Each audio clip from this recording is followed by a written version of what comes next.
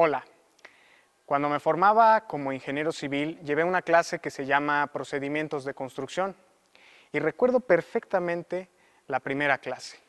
En el capítulo 1 hablamos de trabajos preliminares, todo eso que se tiene que hacer antes de construir cualquier edificación o cualquier infraestructura, una vez que ya se tiene el proyecto ejecutivo.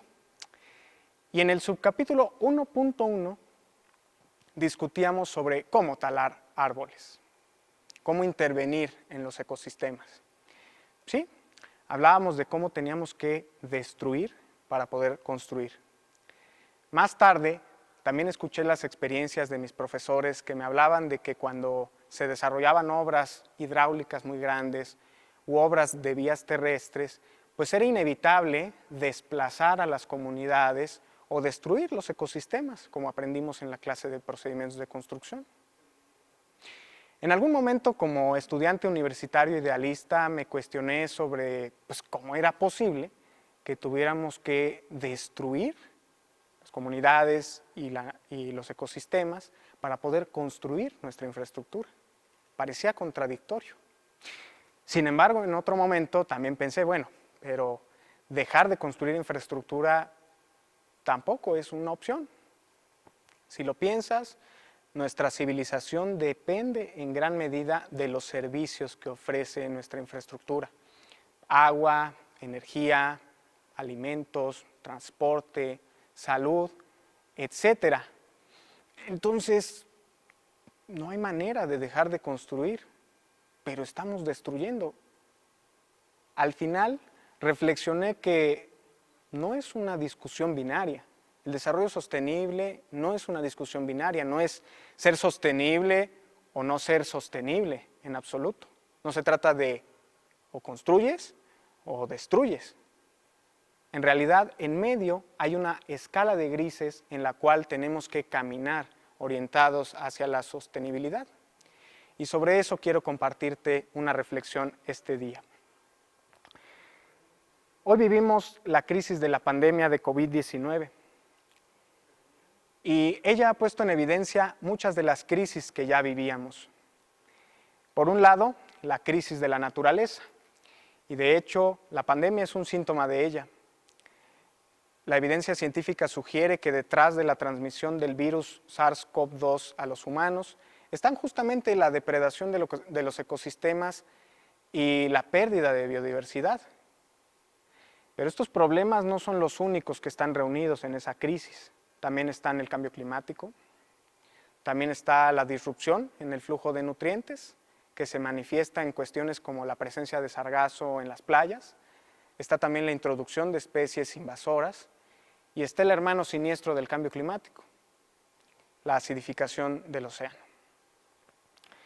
Entonces, independientemente de que estos problemas se vayan a resolver o a mitigar en alguna medida en el futuro, lo que sí es seguro es que impondrán nuevas condiciones a las que tendremos que adaptarnos.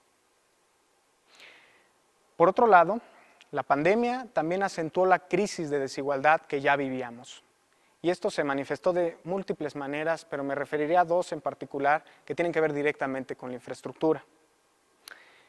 Por un lado, hoy tenemos claro que lavarse las manos es una medida de prevención de COVID-19 y muchos de nosotros lo hacemos con bastante naturalidad. Sin embargo, mientras aquí platicamos, hay 2.000 millones de personas en el mundo que no tienen acceso a agua potable en sus viviendas. Al mismo tiempo, durante esta temporada, alrededor de 450 millones de niños en el mundo dejaron de tener acceso a la educación, por múltiples causas, pero indudablemente una de ellas fue la deficiencia en la cobertura de electricidad y en la cobertura de telecomunicaciones. Entonces, tenemos dos crisis, la crisis de naturaleza y la crisis de desigualdad. Y no tengo duda de que vamos a necesitar infraestructura para atender estas crisis. Porque cuando hablo de infraestructura, no son solamente grandes obras hidráulicas o carreteras de cientos o miles de kilómetros, o edificios de decenas o cientos de metros de altura. También son intervenciones medianas en las ciudades, intervenciones pequeñas en las comunidades, de tal manera que el desarrollo sea incluyente. Hoy en día, muchas de nuestras obras de infraestructura parecen cuestionables. Ciudades tapizadas de concreto asfáltico y que hoy no permiten la recarga natural de los acuíferos y que ocasionan inundaciones. Ríos que en su momento tuvieron que entubarse, lagos que en su momento se drenaron para poder construir ciudades sobre ellos.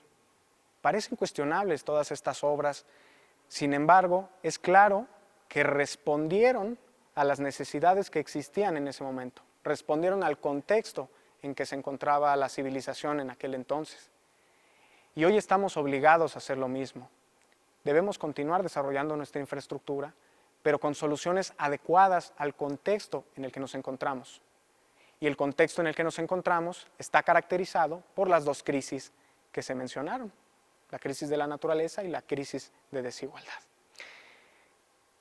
Nuestros proyectos de infraestructura tienen 5 fases: la planeación, el diseño, la construcción, la operación y el mantenimiento. Y entonces la infraestructura sostenible, que es el enfoque que se necesita para desarrollar la infraestructura en comunión con la naturaleza, con el desarrollo social y con el desarrollo económico, tiene 4 dimensiones. La dimensión institucional, la dimensión financiera, la dimensión socioeconómica y la dimensión ambiental. Antes me refería a las últimas 2, pero es necesario explicar las primeras 2 para poder entrar en contexto. Con respecto a la sostenibilidad institucional, es claro que el horizonte político y el horizonte de desarrollo están desalineados en el tiempo. Aquí en México el horizonte político es de 3, 6 años, en otros países será diferente, pero el horizonte de desarrollo y la vida útil de nuestras infraestructuras está en otro horizonte, 20, 30, 50 años. Esta desalineación que existe entre el horizonte de desarrollo y el horizonte político ocasiona que frecuentemente los proyectos dejen de tener continuidad, que se les deje de dar prioridad o incluso que se cancelen. De esta manera entonces surge la necesidad de institucionalizar la planeación de infraestructura. Lo que se requiere es una política de Estado que establezca claramente cuáles son las prioridades para el desarrollo, que haya una cartera de programas y proyectos que se necesitan para el desarrollo del país, y luego que los gobiernos instrumenten esa política con sus propios planes y programas, pero dentro del horizonte político, para que haya concordancia. Además, hoy en día estamos viendo que mucha de nuestra infraestructura está alcanzando su vida útil. Las carreteras se están modernizando, las redes de agua potable se están cambiando por completo y eso es evidencia de que ya están alcanzando su vida útil. Entonces, esa infraestructura también debe incorporarse a estos planes y programas para que al paralelo que se desarrolla nueva infraestructura se pueda continuar operando y mantener la infraestructura que ya tenemos. Además, los alcances de estos programas deben reflejarse en la escala subnacional. Aquí en México hablamos de estados y municipios, de tal manera que, como mencioné anteriormente, el desarrollo sea incluyente. Enseguida, esto está estrechamente relacionado con el financiamiento, porque seguramente has visto que algún edificio, alguna obra importante dejó de terminarse porque no hubo recursos, porque no hubo dinero para poder continuar con ella. Y esto no puede seguir pasando en el futuro. Antes, los gobiernos, con los recursos que recaudaban bien puestos, eran quienes financiaban la construcción de infraestructura. Con el tiempo y con el crecimiento en la demanda de servicios, pues esa fuente ya no fue suficiente. Se tuvieron que diversificar las fuentes de financiamiento. Y eso no va a cambiar en el futuro. El papel de organismos internacionales, de bancos de desarrollo y de la iniciativa privada será cada vez más importante. Esto desde luego conlleva desafíos legales y regulatorios, pero que tendrán que atenderse porque son necesarios para poder materializar esta infraestructura. Además, nuestros proyectos también deben crear valor. En muchos casos se habla de que los proyectos sean rentables. En otros casos, más bien se habla de que deben crear valor. Construir infraestructura puede tener múltiples motivaciones. Una de ellas, por ejemplo, es impulsar la economía en tiempos de crisis como los que hoy vivimos. Pero eso no debe estar peleado con que la infraestructura responda a necesidades legítimas de la ciudadanía. Si se va a construir una carretera de un punto A a un punto B, que no sea solamente para impulsar la economía, sino que esa necesidad realmente exista para que el proyecto pueda crear valor. Enseguida, se han documentado en los últimos años las lecciones de proyectos de infraestructura que fracasaron por la oposición de la ciudadanía. Y la conclusión a la que se llegó fue que hizo falta participación ciudadana. La presión social fue tan importante que los proyectos tuvieron que cancelarse o que tuvieron que dejar de construirse porque la ciudadanía no los quería. Y esta tendencia se mantendrá en el futuro y además es congruente con la crisis de desigualdad que hoy vivimos. Entonces, en ese sentido, el rol del Estado es garantizar la transparencia de los alcances de los proyectos, tanto en beneficios, ¿por qué no también?, como en perjuicios. Y además, facilitar los mecanismos de participación ciudadana para que la gente de las comunidades se pueda involucrar en los procesos de consulta o de foros o de diálogo con las autoridades y que puedan externar todas sus dudas y sus inquietudes sobre el proyecto. Al mismo tiempo, el rol de la ciudadanía es involucrarse activamente, de manera informada, pero especialmente de manera libre. Eso es muy importante y es otra de las dimensiones de la infraestructura sostenible. Finalmente, la dimensión ambiental pues habla de que las obras de infraestructura deben reducir sus impactos ambientales. Y a este respecto, el instrumento de la evaluación de impacto ambiental es muy importante, pero se requiere monitorear las medidas de mitigación que ahí se proponen para garantizar que estén teniendo los efectos deseados. Además, en los últimos años ha surgido una tendencia para complementar la evaluación de impacto ambiental, que es la evaluación ambiental estratégica. Y esta puede aplicar a megaproyectos de infraestructura o puede aplicar a programas de infraestructura, de tal manera que se pueda elegir entre distintas alternativas aquella que tenga el menor impacto ambiental.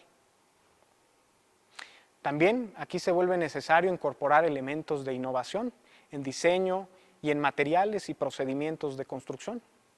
Por ejemplo, hoy en arquitectura existe la tendencia de la biofilia.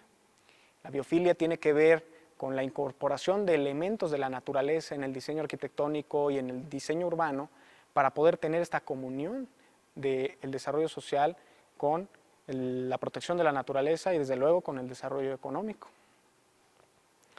Además, también se requieren nuevos materiales, se requiere tecnología nueva de materiales de construcción para poder crear materiales que sean de una menor huella de carbono, que requieran menos energía para poderse fabricar y que tengan una menor huella hídrica, que requieran menos agua para poder producirse.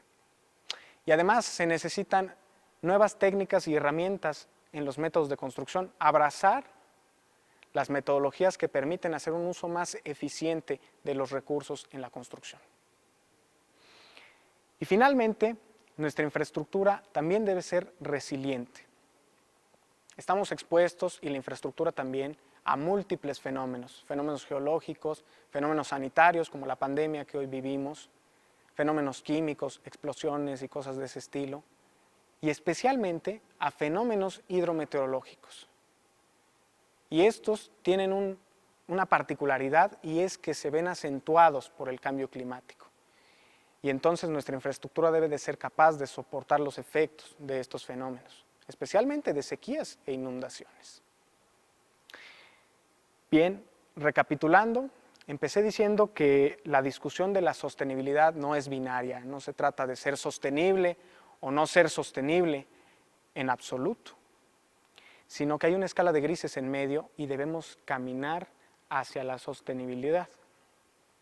También mencioné que tenemos dos crisis hoy, que son la crisis de la naturaleza y la crisis de desigualdad. Y también dije que se necesita infraestructura para atender estas crisis. Grandes proyectos, sí, pero también proyectos medianos, proyectos pequeños, que sean incluyentes. No podemos dejar de construir infraestructura. Nuestra civilización está soportada en gran medida por ella. Lo que sí podemos hacer es construirla con un enfoque diferente. Por eso necesitamos a la infraestructura sostenible. Y en resumen, la infraestructura sostenible tiene 4 dimensiones: la sostenibilidad institucional, la financiera, la socioeconómica y la ambiental. Y para terminar, se mencionaron varios aspectos que debe de tener. Debe estar planeada a largo plazo, para que haya una congruencia entre el horizonte político y el de desarrollo. Debe tener financiamiento suficiente y adecuado. Debe crear valor, porque hoy día todos valoramos lavarnos las manos para prevenir el contagio de COVID-19. Debe involucrar a la ciudadanía con mecanismos adecuados y debe reducir y mitigar sus impactos ambientales. Y quiero terminar con el siguiente comentario. Pues sí, mis colegas de Ingeniería Civil tendrán que seguir estudiando el subcapítulo 1.1 de la clase de procedimientos de construcción. La diferencia está en que tendremos que asumir la responsabilidad socioambiental que ello implica. Pero además, también quedó claro que la planeación y el desarrollo de infraestructura no es un asunto únicamente de ingenieros, de economistas y de políticos. Es un asunto que nos preocupa y nos debe ocupar a todos. Porque si todos nos involucramos, podremos conectar las piezas de la infraestructura sostenible y de esa manera podremos construir sin destruir. Muchas gracias.